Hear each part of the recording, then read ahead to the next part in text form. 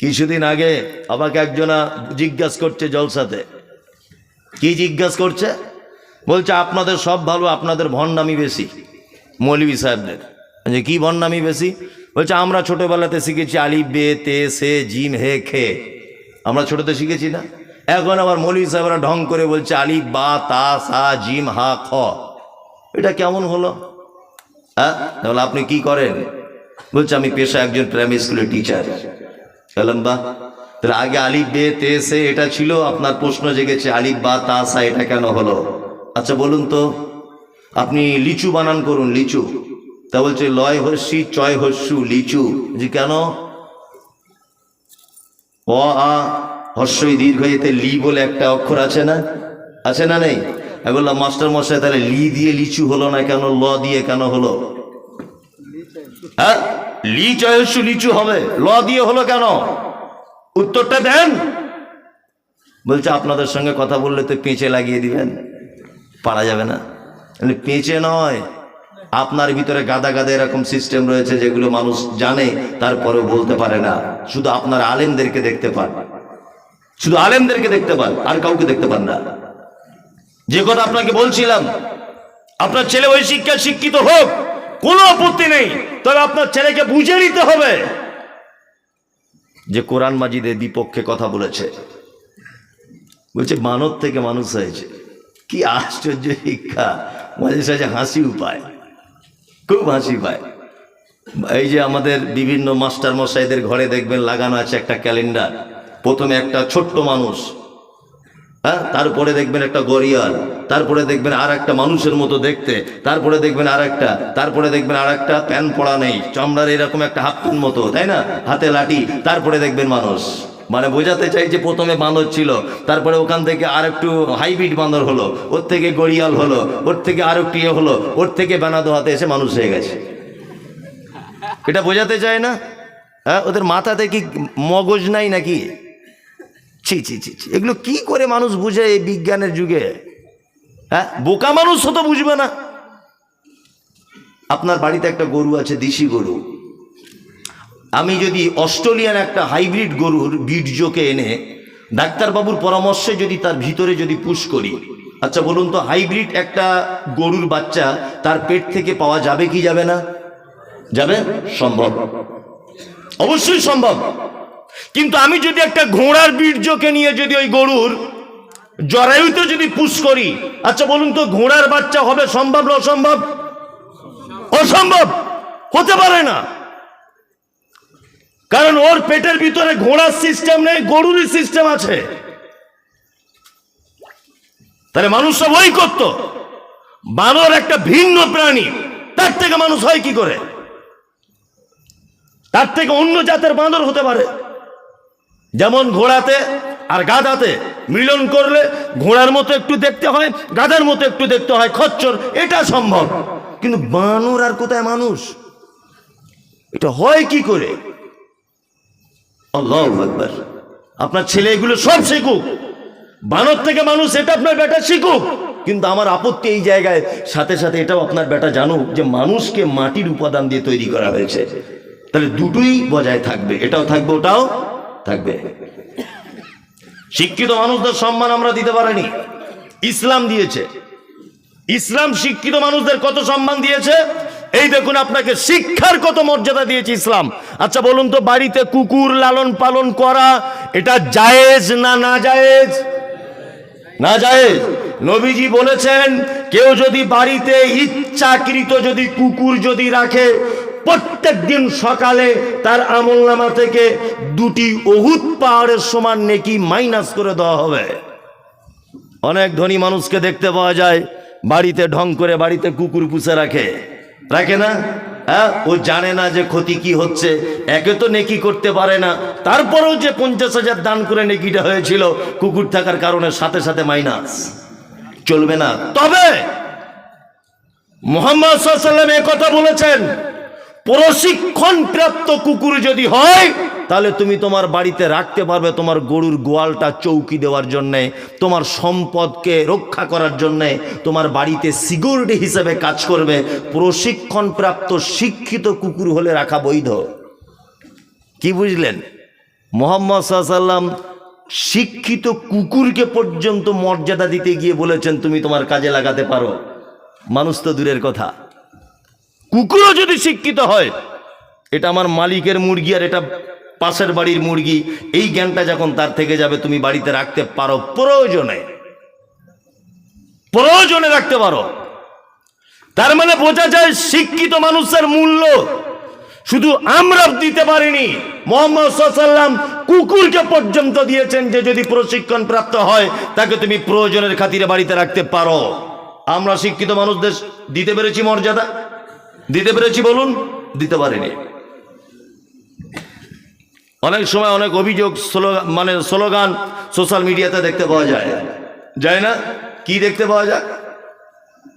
এই সরকার, মমতা ব্যানার্জি সরকার কলকাতা নেতাজি ইন্ডোর স্টেডিয়ামে ডেকে ওই ইমাম সাহেবদের 10-12 বছর পরে 500 টাকা বাড়িয়েছে, এ দাবি মানছি না, মানবো না, এ টাকা নিচ্ছি না, নেবো না, অমুক তমুক, এটা ওটা করি কি করি না? অনেক সময় রাস্তাঘাটে অবরোধ করি না আমরা? সরকারের ভুল হয়ে গেলে বা কোনো নেতা মন্ত্রী ধর্মীয় ব্যাপারে আঘাত করলে আমরা তার বলিষ্ঠ কণ্ঠে বক্তব্য দিয়ে প্রতিবাদ জানাই কি জানাই না? জানাই। কেন জানাবেন? কেন কেন জানাবেন? আপনি তো শিক্ষিত মানুষকে মর্যাদা দেননি। আমি মমতাজুল ইসলাম MBBS ডক্টর ধরে নেন, আমি উচ্চ একজন শিক্ষিত মানুষ, আর এই যে লোকটা না, ইনি হচ্ছেন উচ্চ শিক্ষিত লোক, MBBS ডক্টর, বিশাল ডিগ্রি লোকটার। ভাই আমার খুব ভালো, যাই হোক এখানে এসে এত সুন্দর ব্যবহার দেখলাম মানুষের, মানে মেহমানদারিতে এসব ভাইদের আমি খুব মুগ্ধ আজকে, সত্যি খুবই খুবই ভালো লেগেছে। তাই ভাই খুব শিক্ষিত মানুষ, ভাই এই গ্রামে বাড়ি বেনাদহতে, আর আমার নাম মমতাজুল ইসলাম, আমি রিক্সা চালাই। আমি লেখাপড়া খুব একটা বেশি জানি না, আগে টোটো চালাতাম, এখন টোটোয় ভাড়া কম, ব্যাটারি খারাপ হয়ে যাচ্ছে, ওই জন্য আবার রিক্সা কিনেছি, নিয়ে রিক্সা চালাই। না আমরা দুজনা গ্রামে 2 দিন পরে ভোট, পঞ্চায়েতের দুজনা ভোটে দাঁড়িয়েছি। আমি তৃণমূল থেকে দাঁড়িয়েছি, ও দাঁড়িয়েছে CPM থেকে বা নির্দল থেকে। আমি কি করি? রিক্সা চালাই, অশিক্ষিত গণ্ডমূর্খ, বুঝলেন না? আর উনি শিক্ষিত মানুষ, উনি দাঁড়িয়েছেন নির্দলে, আমি দাঁড়িয়েছি তৃণমূলে, ধরে নেন, বোঝানোর জন্য বলছি। আচ্ছা বলুন তো, যে রেজাল্ট আউট হবে জিতবে কে? কথা বলুন, সম্ভব না বেশি কার? হ্যাঁ রাইট, ঠিক বলেছো, ভয় না করে রানিং পার্টি জিতবে, জিতবে না? তার মানে আমরা, আপনারা আমাকে প্রধানের কাজ পর্যন্ত অর্থাৎ BDO পর্যন্ত বা অঞ্চল পর্যন্ত পৌঁছিয়ে দিয়েছেন একজন অশিক্ষিত গণ্ডমূর্খ লোককে ভোট দিয়ে। কি বলছি বুঝতে পারছেন না? অথচ একটা শিক্ষিত মানুষ, জ্ঞানী মানুষ, তাকে কেউ ভোট দিলেন না।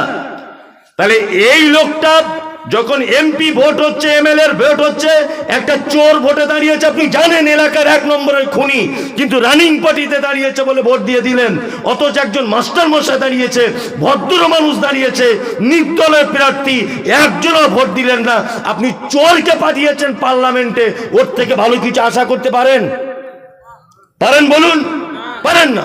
কোথাও শিক্ষিত মানুষদের মর্যাদা নেই, এই জন্য আজকে সমাজে এই অরাজকতা। শিক্ষিত মানুষদের সম্মান দিতে শিখুন। আজকে আমাদের সমাজের কি অবস্থা?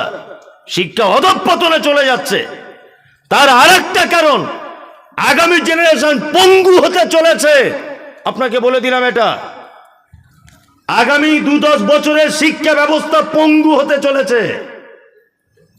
এই যে আপনাদের মুর্শিদাবাদী মনে হচ্ছে সম্ভবত একটা চ্যানেল আছে, পল্লীগ্রাম না কি বলছে, শফিকের ভিডিও, হ্যাঁ, ফচকে ছেলে কি করে পরের মেয়েকে পটিয়ে পাঠিয়ে বিয়ে করতে হয় এটা দেখায়, দেখায় না?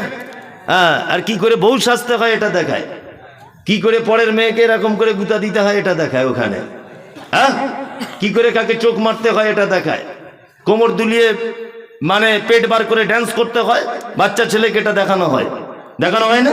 দেখানো হয়। কি করে মিথ্যা কথাটা গুছিয়ে বলতে হয় এই ভিডিওতে দেখানো হয়। আর আপনার আমার বাড়ির মেয়ে, আপনার আমার বাড়ির ছোট বাচ্চারা মোবাইলে লিখতে না পারলে বলছে শফিকের ভিডিওটা করছে, কি করছে না? সারাদিন এই নিয়ে ব্যস্ত, সারাদিন টোটাল সমাজের সিস্টেমটাই নষ্ট করে দিয়েছে। আর ইহুদি খ্রিস্টানরা এটা চাইছে, ইহুদিরা যেরকম হোক আর সব বাচ্চা ছেলে পঙ্গু হয়ে যাক। এগুলো হচ্ছে কি হচ্ছে না? আল্লাহু আকবার। এই সমস্ত চ্যানেলগুলোকে বয়কট করা দরকার অবিলম্বে। সরকারি পক্ষ থেকে এদের ব্যাপারে কড়া স্টেপ নেওয়া উচিত। জনস্বাক্ষর করে এই চ্যানেলের বিপক্ষে থানাতে অভিযোগ জানানো উচিত। গোটা শিক্ষার ব্যবস্থা, শিশু মনের, কচি মনের সুচিন্তা ভাবনাকে এই সমস্ত মিডিয়াতে দেখা, পল্লীগ্রাম, এটা ওটা, এই সমস্ত ভিডিও আমাদের সর্বনাশ করে দিচ্ছে আগামী জেনারেশনকে। করছে কি করছে না? একটা বাচ্চা শিশু কাছে মোবাইল না থাকলে ভাত খায় না। আপনাকে কি বলবো, আমারও মেয়ের অবস্থা তাই, কিছু করার নেই। অবশ্যই আপনার কাছে বিনীত অনুরোধ, শিক্ষায় শিক্ষিত হন, আপনার ছেলেকে করুন, তবে একেবারে এক পক্ষ অবলম্বন করবেন না, তাহলে সমাজ আরো অধঃপতনে চলে যাবে। কি বলছি বুঝতে পারছেন? আপনার ছেলে শিক্ষায় শিক্ষিত হোক, সাথে সাথে মাদ্রাসার সঙ্গে একটুখানি টাচ রেখে দেবেন, ইনশাল্লাহ। ইনশাল্লাহ দ্বীনি শিক্ষা এবং দুনিয়াবি শিক্ষা দুটোই হবে ইনশাল্লাহ। তাহলে আপনার ছেলেকে মানুষ বলে সমাজে গণ্য হবে, তাছাড়া হবে না। কি আশ্চর্য ব্যাপার! দ্বীনি শিক্ষা না থাকলে কত সমস্যা দেখতে পাচ্ছেন না? ওই যে বাংলাদেশের একটা কোন নাস্তিক আছে, আসাদ নূর, ব্রাদার রাহুলের সঙ্গে ডিবেট হলো, যেটা দেখেছেন, কত বড় অসভ্য নাস্তিক। নাস্তিক আবার মানুষ হয় নাকি? নাস্তিক তো কেউ হয় না, গরু হতে পারে, নাস্তিক হবে না। ও শিক্ষিত যদি হবে, নাস্তিক হবে না। এখানে জেনারেল শিক্ষিত অনেক লোক আছে, আমার এই কথাগুলো কেটে দেন তো দেখি, তাহলে বলবো আপনি বাপের বেটা। আপনার কত সার্টিফিকেট আছে আর কত আপনার এডুকেশন আছে, কত আপনি শিক্ষিত মানুষ, আমার এই কথাগুলো কেটে দেন যে মমতাজুল সাহেব আপনি এতক্ষণ যা কথা বললেন সব কথা ক্যান্সেল, এটাই ঠিক। মানুষ নাস্তিক কেন হবে? গরু হতে পারে। একটা কথা মাথায় রাখবেন, আমি বিরিয়ানি খাচ্ছি এখানে এসে বেনাদোয়াতে, বিরিয়ানি অরিজিনাল খাইনি, বোঝানোর জন্য। কি বলছি বুঝতে পারছেন না? তবে আমাকে রিকোয়েস্ট করেছে অনেকবার খাওয়ার জন্য, এটা বোঝানোর জন্য। বিরিয়ানি খাচ্ছি, খুব টেস্ট বিরিয়ানি, আরে বাবা, একদম মচমচ মচমচ করে মুখে দিয়ে চিবিয়ে একদম পেটের ভিতরে ঢুকিয়ে দিলাম। আচ্ছা বলুন তো, আমি যে বিরিয়ানিটা খেলাম এর পিছনে একটা রাঁধুনি আছে না নেই? আছে, আছে, রাঁধুনি থাকবে। আমি এই মাইকটায় কথা বলছি, এই মাইকের পিছনে একজন মাইকটা যে তৈরি করেছে কর্তা, এটা থাকবে কি থাকবে না? থাকবে। আল্লাহু আকবার। একজন গায়ক গান গাইছে, এ দুনিয়া এ মাহফিল তেরি কাম কি নেহি, গান শুনছেন। আচ্ছা বলুন তো, এই গান শুনতে শুনতে আপনার একটা গায়কের কথা মনে পড়বে কি পড়বে না? পড়বে কি পড়বে না? পড়বে। গান মানে গায়ক থাকতে হবে। এক কথায় বোঝা যায়, কর্ম থাকলে কর্তা থাকা বাধ্যতামূলক। কাজ যেখানে আছে তার পিছনে একজন কর্তা থাকতেই হবে। হবে কি হবে না? হবে। এই যে প্রতিদিন পূর্ব দিকে সূর্য উঠছে, পশ্চিম দিকে ডুবে যাচ্ছে, আচ্ছা বলুন তো, প্রতিদিন এই যে ডিউটি সূর্যটার, এটা একটা কাজ কি কাজ নয়? তাহলে এর পিছনে একটা কর্তা থাকতে হবে কি হবে না? হবে। তার মানে বোঝা যাচ্ছে নাস্তিক হবার কোনো অপশন নেই, ও গরু, ও নাস্তিকও নয়। আশ্চর্য ব্যাপার, ও স্রষ্টা চিনতে পারছে না। রসগোল্লা খেয়েছেন? রসগোল্লা খান, খুব মিষ্টি, খুব টেস্ট, তাই না? খুব টেস্ট। আমি এখানে খেলাম 2 পিস, খুব টেস্ট বানাদার রসগোল্লা। আচ্ছা এই রসগোল্লাটা যখন খান, এতেও তো স্রষ্টাকে আবিষ্কার করা যায়। মাথা রাখবেন, স্রষ্টাকে আবিষ্কার করতে হয়। আবিষ্কার মানে খুঁজে পাওয়া, স্রষ্টাকে খুঁজে পেতে হয়। কেমন করে? আপনাকে একটা জিনিস বলে দিচ্ছি। রসগোল্লা যেটা আপনি মুখে দিয়ে খুব টেস্ট, উড়ি বাবা রে, সাংঘাতিক ব্যাপার। বলুন তো, রসগোল্লা তৈরি হয় কি দিয়ে? ছানা, তাই না? আচ্ছা ছানা তৈরি হয় কি দিয়ে? দুধ। দুধ তৈরি হয় কোথায়? গরুতে। গরু খায় কি? ঘাস খায়, তাই না? ঘাস খায়। ও বিচুলি খায়, যেটা ধানের খড় খায়, তাই না? সব কিছু খায়। ওর পেটে থাকে কি? গোবর। গোবর। ওর শরীরের ভিতরে আছে কি? রক্ত, তাই না? এই রক্ত গোবর, তার মাঝখান থেকে সাদা স্বচ্ছ দুধ তার বাঁট দিয়ে টেনে টেনে বার করা হয়। এই যে টোটাল পদ্ধতিটা, একটা গরু ঘাস খেলো, ঘাস খাওয়ানোর পরে চিবিয়ে চিবিয়ে পেটে গোবর হলো, ওর ভিতর থেকে আবার দুধ তৈরি হলো। আচ্ছা কোনোদিন দুধ পান করতে গিয়ে গোবরের গন্ধ পেয়েছেন? পাননি। কে এই সিস্টেম করলো? কে? আল্লাহ। আল্লাহ, আল্লাহ। মানুষ নাস্তিক হয় কি করে? ও অসম্ভব নাস্তিক হতে পারে না কেউ। যে বলছে আমি নাস্তিক, দেয়ার ইজ নো গড, আল্লাহ বলে কেউ নেই, ও নাস্তিক নয়, ও গরু। এই রসগোল্লা পর্যন্ত আসা, বলুন তো দেখি এর পিছনে একজন কর্তা আছে না নেই? আছে। কে তিনি? আল্লাহ, আল্লাহ, আল্লাহ। এইবার আপনাকে বলবো শিক্ষিত মানুষদের সম্মান কতটা। এক, খুব মনোযোগ দিয়ে আমার বক্তব্যের এতক্ষণ সব যদি ভুলে যান আমার 10 পয়সা আপত্তি নেই, এই জায়গাটা ভুলবেন না। পবিত্র আল কোরআনে শিক্ষিত মানুষদের মর্যাদা দিতে গিয়ে আল্লাহ সুবহানাহু ওয়া তাআলা একটা আশ্চর্য ঘটনা বর্ণনা করেছেন। ইতিপূর্বে আপনি শুনেছেন, এটা আমি জানি, তারপরেও আপনার সঙ্গে পুনরাবৃত্তি করছি আমি। লোকমান হাকিম বলে একটা লোক ছিলেন, নাম শুনেছেন? শুনেছেন। নবী ছিলেন? হ্যাঁ, ছিলেন না। রসুল ছিলেন? ছিলেন না। সাধারণ মানুষ ছিলেন। বাড়ি কোথায়? যারা ইতিহাসের ছাত্র আপনারা জানেন, বা যারা জেনারেল লাইনে শিক্ষিত ছিলেন আপনারা ভালো জানেন যে দক্ষিণ আফ্রিকাকে বলা হয় দুর্ভিক্ষের মহাদেশ। এই দক্ষিণ আফ্রিকার একটি শহর, জায়গাটার নাম হচ্ছে হাবাসা, বর্তমানে যার নাম ইথিওপিয়া। এই ইথিওপিয়ার কোন একটা পল্লী গ্রামে জন্মগ্রহণ করেছিলেন, নাম তার লোকমান হাকিম। লোকটা পেশায় বকরি চড়াতেন, পেশাতে কাঠের ভালো মিস্ত্রি ছিলেন, কিন্তু জ্ঞানী খুব জ্ঞানী। কেমন জ্ঞানী জানেন? লোকমান হাকিম যে মালিকের বাড়িতে কাজ করে বকরি চড়ানোর, একদিন বকরি জবাই করেছে। মালিক বলছে, লোকমান আজকে রান্না হলো কি? বলছে আজকে রান্না হয়েছে বকরি। লোকমান, এক কাজ করো, বকরির দেখে সব থেকে উৎকৃষ্ট জিনিসটা আমাকে দাও, আমি খাবো। লোকমান হাকিম আনলেন হৃৎপিণ্ড, আনলেন বকরির জীব। জীব আর হৃৎপিণ্ড, এই দুটো জিনিসের প্লেটে করে দেওয়া হলো মালিককে। মালিক খাচ্ছে, খেতে খেতে বলছে, লোকমান তাহলে এইটাই একটা প্রাণীর দেহের সব থেকে উৎকৃষ্ট, মানে উত্তম? বলছে হ্যাঁ। লোকমান হাকিম কিছুদিন পরে আবার বকরি জবাই করে রান্না করেছে। মালিক বলছে, এই লোকমান, আজকে তুমি বকরির দেহের সব থেকে নিকৃষ্ট জিনিসটা আমার কাছে আনো, আমি খাবো। লোকমান হাকিম আবার এই হৃৎপিণ্ডটা আনলেন আর জীব আনলেন। তখন মালিক বলছে, লোকমান তাহলে এই দুটো আগের বার এনেছিলে উৎকৃষ্ট বলে, আজকে নিকৃষ্ট, আবার এইটাই আনলে? তখন লোকমান হাকিম বলছেন, হুজুর, একটা প্রাণীর ভিতরে যদি দুটো জিনিস সুস্থ থাকে তাহলে সে সুস্থ। একটা মানুষের ভিতরে যদি দুটো জিনিস কেউ ভালো করে নিতে পারে, তার জন্য জান্নাত আল্লাহ রেডি করে রেখে দিয়েছে। এক, তার হৃৎপিণ্ড যদি ভালো হয়। দুই, তার জিহ্বা যদি ভালো হয়। সারা পৃথিবীতে যত বিপর্যয় হয়েছে, যত সাম্প্রদায়িকতা হয়েছে, যত হিন্দু মুসলিম মারামারি হয়েছে, মুজাফফরনগর থেকে শুরু করে আর আপনার ত্রিপুরা থেকে শুরু করে আর সারা ভারতবর্ষ যত জায়গায় সাম্প্রদায়িকতা, যত জায়গায় মানুষে মানুষে খুন মারামারি, তার মূল আগে কিন্তু পিস্তল ব্যবহার করা হয়নি, আগে ধনুক ব্যবহার করা হয়নি, আগে বোম বারুদ ব্যবহার করা হয়নি। সমস্ত ঝামেলার মূলে হচ্ছে এই জায়গাটা, জীব। তাই না? এই লোকটা সুস্থ এখানে বসে আছে, একে যদি আমি শালা বলে গালি দেই এখন, তাহলে ও আমাকে মারতে আসবে কি আসবে না? আসবে কি আসবে না?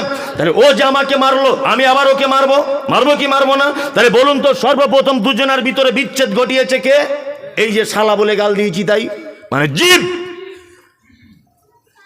এই জায়গাটা যে হেফাজত করতে পারবে, এই লোকমান হাকিম তার বেটাকে কয়েকটা জিনিসের শিক্ষা দিয়েছেন।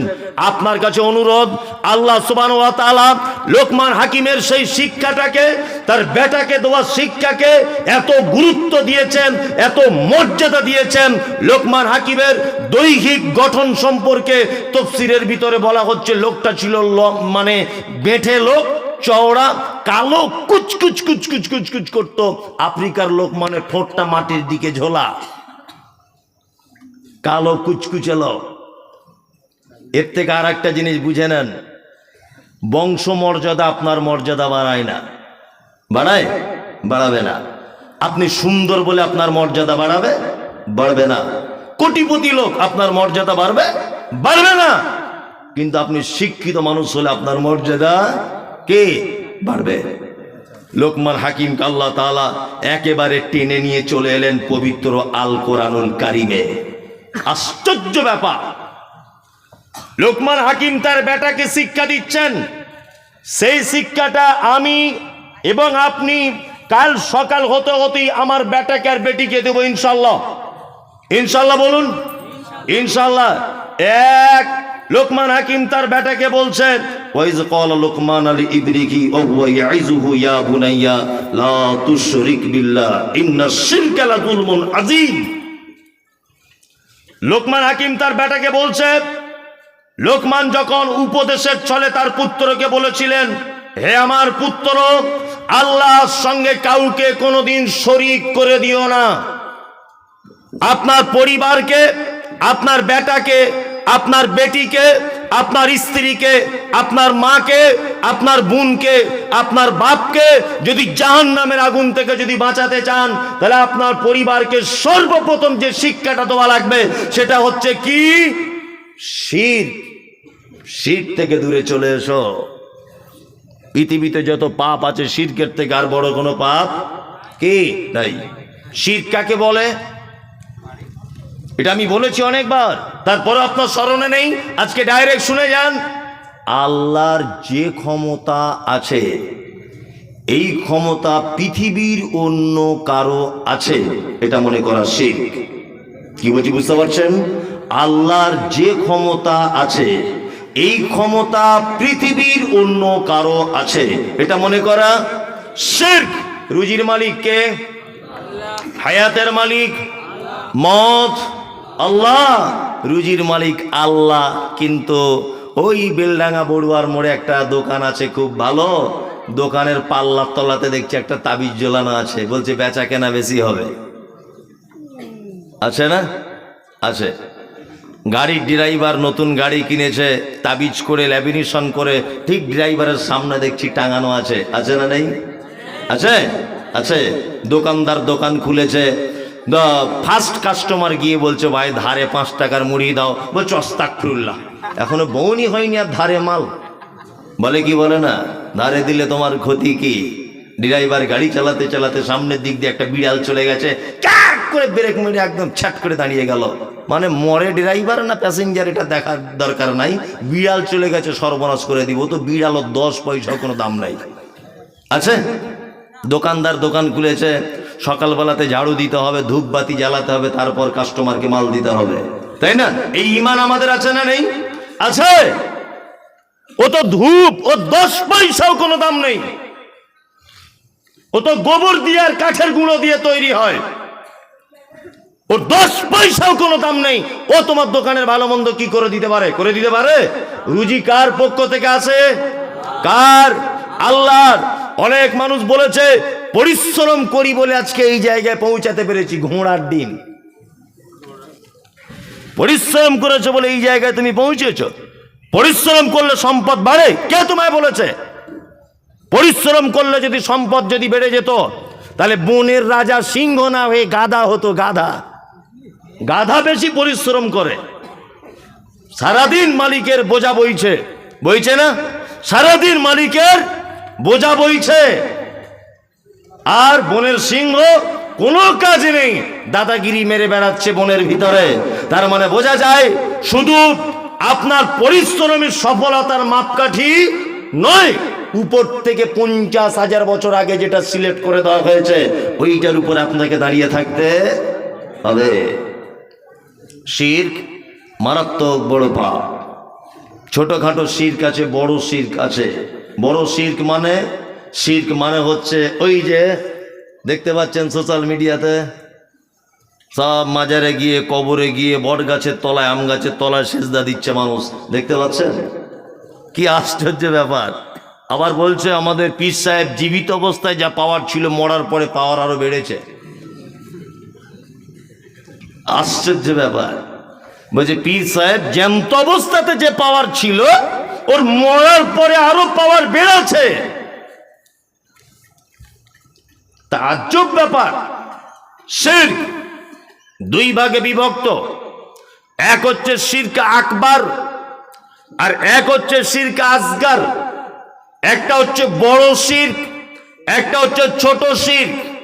বড় শিরক আল্লাহকে বাদ দিয়ে অন্য কাউকে তার সমকক্ষ মনে করে সেই কাজ করা, এটা হচ্ছে আকবার। আল্লাহকে বাদ দিয়ে অন্য কোন জায়গায় মাথা নত করা, কাউ কবরে সেজদা দেওয়া, গাছতলাতে সেজদা দেওয়া, এর নাম কি? বড় শিরক। ছোট শিরক আছে অনেক কোয়ালিটি, তার ভিতরে আমাদের হাতে বাড়ির মেয়েরা বিশেষ করে এগুলো করে, যে হাতে দেখবেন তাবিজ, লাল সুতো কালো সুতো পরে ঘুরছে না? সব শিরক, সব শিরক। এ কথা আমি বলি মাঝে সাঝে, খুব বলি। আজকে আবার প্রসঙ্গক্রমে চলে এলো বলে আজকে আবার আপনাদেরকে বলছি। ইমাম সাহেব ওর বেতন 4,500, 8 বছর ইমামতি করছে, 8 বছর বেতন কম বলে ভিতরে ভিতরে একটু তাবিজ টাবিজ দেয়, হালকা পাতলা দেয়, গোপনে গোপনে দেয়। তা একটা দোকানদার তাবিজ আনতে গেছে ওর কাছে, বলছো ভাই দোকানটা করেছি আজ 4.5-5 মাস হয়ে গেল, বেচা কেনা কাস্টমার খুব বেশি নাই, যদি একটু কিছু করে দিতেন তাহলে ভালো হতো। তো বলছে দেশি মুরগা জবাই করে রক্তটা বোতলে করে আনবা, আর এক কাজ করবে, যে ঘাটে মানুষ গোসল করে না ওই ঘাটের পানি লাগবে, গঙ্গার জল লাগবে 1 বোতল, আর আমি একটা তাবিজ করে দিব, দিয়ে আপনি এক কাজ করবেন, গঙ্গার জল অন্য পানির সঙ্গে মিক্স করে দোকানে সকালবেলাতে ছড়াবেন। আর রক্ত দিয়ে যে তাবিজটা লিখবে এটা তো খুব ইম্পর্টেন্ট ব্যাপার, এটা আপনি এক কাজ করবেন, ক্যাশ বাক্সের ভিতরে রাখবেন, আর আমি যেটা লিখে দিব ওটা পাল্লার তলে আঠা দিয়ে চিটিয়ে দেবেন, দেখবেন কাস্টমার কি বলে। ও বাড়ি চলে এলো, ইমাম সাহেব বেশ মাথায় ফুঁক দিয়ে 500 টাকা ঝেড়ে নিয়েছে। ভালো করে বোঝার চেষ্টা করুন। আচ্ছা বলুন তো, ওর যদি রক্ত দিয়ে তাবিজ দেওয়া, ওর যদি লেখা তাবিজ দেওয়া, এর যদি দোকানে যদি বেচা কেনা বাড়ে, ও কেন 4,500 টাকা আজকে 10 বছর ইমামতি করছে? হ্যাঁ, ও তো একটু মসজিদের কমিটিকে তাবিজ করে কিছু বেতন বাড়িয়ে নিতে পারে, পারে কি পারে না? শিরক মারাত্মক বড় পাপ। বাস কিনেছে, বলেছি এটা সোশ্যাল মিডিয়াতে, বাস কিনেছে একটা লোক 15 লাখ টাকা দিয়ে, 15 লাখ টাকা বাস কিনে ওই যে পীর সাহেবরা বসে আছে বড় ফতুয়া পাঞ্জাবি পরে, জীবনে নামাজ কালাম কিছু করে না। আমি তো দেখে এসেছি দরগাতে 24 ঘন্টা এরকম করে খৈনি মলছে, 24 ঘন্টা এরকম করছে। আল্লাহ, এক ওয়াক্ত নামাজ নাই, কিছু নাই। গেছে ওখানে গিয়ে বলছে 15 লাখ টাকার বাস কিনেছি, কিছু ব্যবস্থা করুন। পীর সাহেব দেখছে বেশ ভালো একটা বড় কাস্টমার পেয়েছি, তখন বলছে হুজুর তাবিজ কেমন দাম পড়বে? বলছে লকডাউনের পর থেকে তো রেট বেড়ে গেছে, 10,000 টাকা মোটামুটি লাগবে। তো হুজুর তাহলে তাবিজে কাজ কি হবে? বলছে যে ড্রাইভার চালাবে ওর পাছার তলায় রেখে দেবে তাবিজটা, দেখবে তোমার বাস যখন বহরমপুর রোডে চলবে সব বাস ফাঁকা হয়ে যাবে, তোমার বাসে দেখবে প্যাসেঞ্জার বাদুরের মতো ঝুলছে। লোকটা তখন ভাবছে যদি সব প্যাসেঞ্জার খালি হয়ে যায় অন্য বাসে, আর আমার বাসে যদি ভিড়ভাট্টা করে তাহলে 2 দিনে টাকা উঠে যাবে, 10,000 টাকার মাল নিয়ে চলে এসেছে। এই হারামখোর, হারামখোর, তোমার 10,000 টাকার তাবিজ যদি সব বাস খালি হয়ে এর বাসে যদি প্যাসেঞ্জার চলে আসে, তুমি ব্যাংকের ম্যানেজারকে একটু তাবিজ করে সব টাকা তোমার বাড়িতে আনো, তুমি কেন ফতুয়া পরে তাবিজ লিখছ? হ্যাঁ, বিজ্ঞানের যুগে এই সমস্ত জিনিস চলে? চলে বলুন? শিরক মারাত্মক বড় পাপ। কত বড় পাপ, আল্লাহ কত রেগে যায়। আপনাকে এবার একটা কথা যুক্তি দিয়ে বলছি, বোঝার চেষ্টা করুন। আপনার স্ত্রী খুব সুন্দরী, খুব সুন্দরী, আর ঠোঁটগুলো যেমন গোলাপি কালার, হ্যাঁ মাথার চুলগুলো তেমন, আর তার চলনটা তেমন, আর কি আড়া আড়ে দেখায়, মিষ্টি করে হাসে, মানে তাকে বলা যাবে না আর কি। আচ্ছা বলুন তো, আপনার স্ত্রী যে এত সুন্দরী, আপনার কোনো অবদান আছে? কথা বলুন, নাই। ইমাম সাহেবকে 500 টাকা দিয়ে আর 1,000 টাকা মোহর দিয়ে ওকে বিয়ে করে বউ করে নিয়ে এসেছেন। লাল ফিতে কিনে দিয়েছেন একটা, কানের 2টো দুল দিয়েছেন, আর কিছু দিতে পারেননি। ও আপনার বউ হয়েছে। 1 মাস এক বিছানায় এক বালিশে মাথা দিয়ে কাটিয়েছেন। স্বামী স্ত্রী প্রেম ভালোবাসা মহব্বত জন্ম হয়েছে। আপনি রাজমিস্ত্রি ঠিকাদার, আপনি দিল্লিতে কাজে চলে গেলেন। 3 মাস পরে বাড়ি এসেছেন। বাড়ি আসার পরে দরজা খুলেছেন, দেখছেন আপনার ছোট ভাইয়ের গলা ধরে আপনার সেই অপরূপা চরমা সুন্দরীটা বসে আছে। আপনার ছোট ভাইয়ের গলাতে হাত দিয়ে। আচ্ছা বলুন তো, আপনার রাগ হবে কি হবে না? কেন হবে কেন? ও তো ছোট দেওর হিসেবে একটু হাত দিতেই পারে, রাগ হবেই বা কেন? হ্যাঁ, খুব রাগ হবে। আপনার স্ত্রীকে আপনি দিয়েছেন কি? ওর গোলাপি ঠোঁট, ওর চোখের সৌন্দর্য, ওর মাথায় ঝোলা কেশ, ওর হাতের মানে সৌন্দর্য, ওর কথা বলার সৌন্দর্য, ওর মুখের সৌন্দর্য, ওর চলনের সৌন্দর্য, ও হাঁসের ডিমের মতো সাদা চকচকে ফর্সা। আপনার বিন্দু পরিমাণ কোনো অবদান নেই। অবদান কার? আল্লাহর। 1000 টাকা মোহর দিয়ে, ইমামকে 500 টাকা বিয়ে পড়ানোর টাকা দিয়ে, দুটো লাল ফিতে আর একটা কানের কিনে দিয়ে, এত অধিকার কিসের যে আপনার ছোট ভাইয়ের গায়ে হাত দিলে আপনার রাগ হয়? হ্যাঁ, অন্য কোনো পরপুরুষের দিকে একটু মুচকে হাসলে আপনার খুব জ্বালা ধরে। কারণ কি? এত অধিকার কিসের? সামান্য 500 টাকা মোহর দিয়ে, দুটো লাল ফিতে দিয়ে এত যদি তুমি অধিকার দেখাতে পারো যে কারোর দিকে ফিরে মিষ্টি করে কথা বললে তোমার যদি জ্বলন ধরে যায়, যে আল্লাহ তোমাকে বডিটা টোটালি বানিয়েছেন, যে আল্লাহ তোমাকে অক্সিজেন দেন, যে আল্লাহ তোমার আই পাওয়ারের কন্ট্রোল করেন, যে আল্লাহ তোমার খাদ্য পেশিকে সতেজ রাখেন, যে আল্লাহ তোমার পিপাসা লাগলে পানি পান করবে ভিতরে ট্যাঙ্কি ভালো রাখে, যে আল্লাহ তুমি চলবে বলে পায়ের তলাতে শক্ত চামড়া দিয়ে তোমার সুবিধা মতো করে তোমাকে বানিয়েছে, যে আল্লাহ তোমায় দেখতে ভালো লাগবে বলে তোমার সেফটির জন্য চোখের ভিতরে যাতে কোনো আবর্জনা ঢুকে না যায় তার উপরে দিয়েছে ভুরু, যাতে ঘামটা এইভাবে ঝরে তোমার চোখে না ঢুকে যায়, এইটাকে দিয়েছে গার্ড করার জন্য এবং সৌন্দর্য বাড়ানোর জন্য। এত কিছু যে আল্লাহ তোমাকে দিয়েছে, তাকে বাদ দিয়ে যদি আপনি অন্য কোনো জায়গায় মাথা ঠোকেন, আল্লাহ রাগ করবে কি করবে না বলুন? করবে।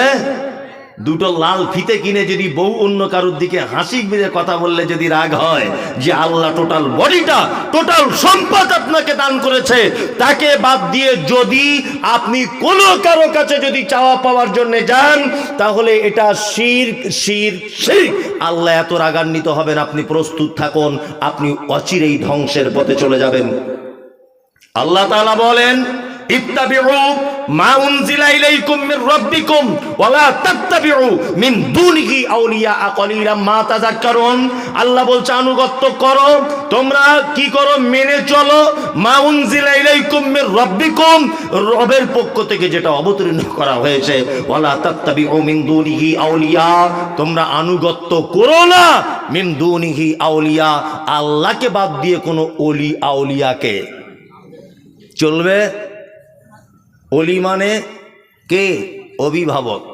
আমাদের কাছে অলিটাকে এমন করে উপস্থাপন করা হয়েছে, অলি মানে বিয়ে করা চলবে না, অলি মানে মাথায় বড় বড় চুল থাকতে হবে, আবার উকুনও থাকতে হবে ভিতরে, অলি মানে বড় বড় গোঁপ, একটা ঠ্যাং গাছের উপরে এরকম করে মাথা থাকবে, হ্যাঁ, 30 বছর জঙ্গলে বসবাস করবে, গায়ের ময়লাতে গন্ধতে ঘুমাবে না, এ হচ্ছে আল্লাহর অলি। এরকম করে অলিদের বর্ণনা দেওয়া হয় না আমাদের কাছে? এ বিশাল বড় আল্লাহর অলি, কাঁচা কুঞ্চি নিয়ে তোমার পাছার চামড়া তুলে দিতে হবে, অলিগিরি তোমার বার করে দিতে হবে। বিয়াদব কোথাকারে। যাদের ব্যাপারে আল্লাহ তাআলা পবিত্র আল কোরআনে বলছেন, আনআমাল্লাহু আলাইহিম মিনান নাবিয়্যিন ওয়াস সিদ্দীকিন ওয়াস শুহাদা'i ওয়াস সালিহিন, পুরস্কার প্রাপ্ত 4 কোয়ালিটির মানুষ: 1 নবীগণ, 2 সিদ্দিকগণ, 3 শুহাদা, 4 সালিহিন, সৎকর্মশীলগণ। এই 4 কোয়ালিটির মানুষ পৃথিবীতে তারা প্রাইজ পেয়ে গেছে। আবু বকর পৃথিবীর সবথেকে দামি মানুষ রাদিয়াল্লাহু তাআলা আনহু, ওমর দামি মানুষ, ওসমান দামি মানুষ, আলী দামি মানুষ, আব্দুর রহমান ইবনে আউফ রাদিয়াল্লাহু তাআলা আনহুম আজমাইন, এনারা দামি মানুষ। আচ্ছা বলুন তো, আবু বকরের জীবনে এইরকম কোন ইতিহাস খুঁজে পাওয়া যায় যে তিনি জঙ্গলে বসবাস করছেন, বড় বড় গোঁফ ছিল, মাথায় পাগড়ি বেঁধে ঘুরতেন, জীবনে বিয়ে শাদী করেননি? ইতিহাস পাওয়া যায়? পাওয়া যায়? যায় না। আল্লাহ তাআলা বলছে, অন্য কোন অভিভাবকের তোমরা আনুগত্য করো, একদমই নয়। সে মারাত্মক বড় পাপ। আল্লাহ এই পাপ থেকে বাঁচার তৌফিক দান করুক, আমিন আমিন। আমি মমতাজুল ইসলাম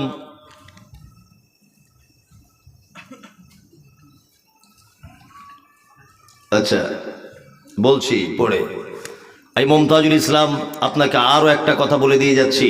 খুব মনোযোগ সহকারে শোনার চেষ্টা করুন। কথা হচ্ছে এই যে আমাকে সোশ্যাল মিডিয়ার মাধ্যমে অনেক রকমের গালাগালি দেওয়া হচ্ছে যে আপনি পীর বিরুদ্ধে কথা বলেন। কেন এটা বলার কি দরকার? আপনি বেশি আর অন্য কথা খুঁজে পান না, কেন অন্য কথা বলতে যাব?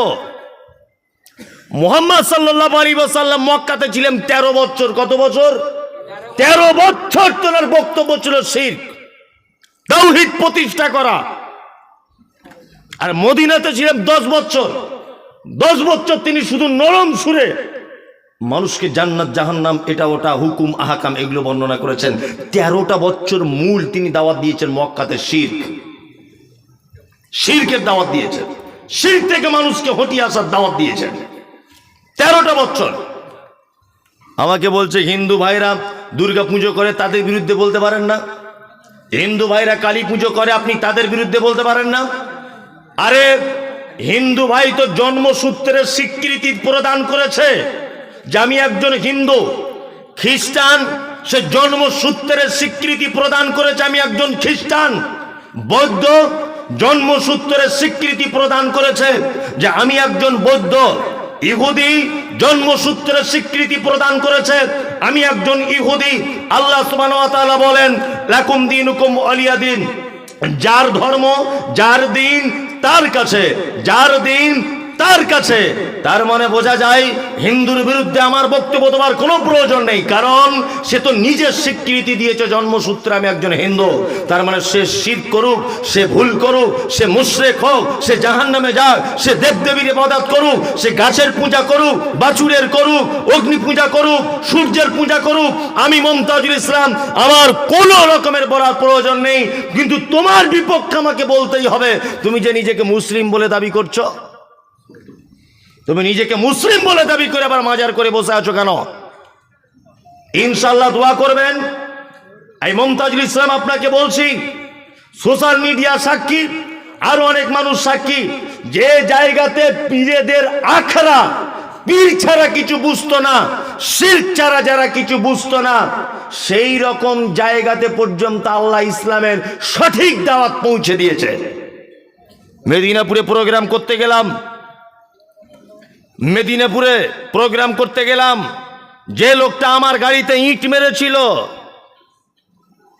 আমি শিরকের ব্যাপারে কথা বলার কারণে গাড়ি ভাঙচুর করেছিল যারা, সেই লোকটা এই বছর আমাকে দাওয়াত করে হাত ধরে ক্ষমা চেয়ে বলছে হুজুর মাফ করবেন, খুব অন্যায় করেছি, আপনি সঠিক কথা বলেছিলেন। তার মানে বুঝতে পেরেছি দিনের দাওয়াতের কাজ চলছে। কত বড় ভ্রান্ত আকীদা। জলসাতে খিচুড়ি রান্না হয়েছে, বলছে হুজুর একটু এরকম করে দিবে তবে খিচুড়ি জায়েজ হবে। মানে মনে হচ্ছে পাছার চামড়া তুলে দিই জুতা করে। হারামখোর, এটা কোন ইসলাম?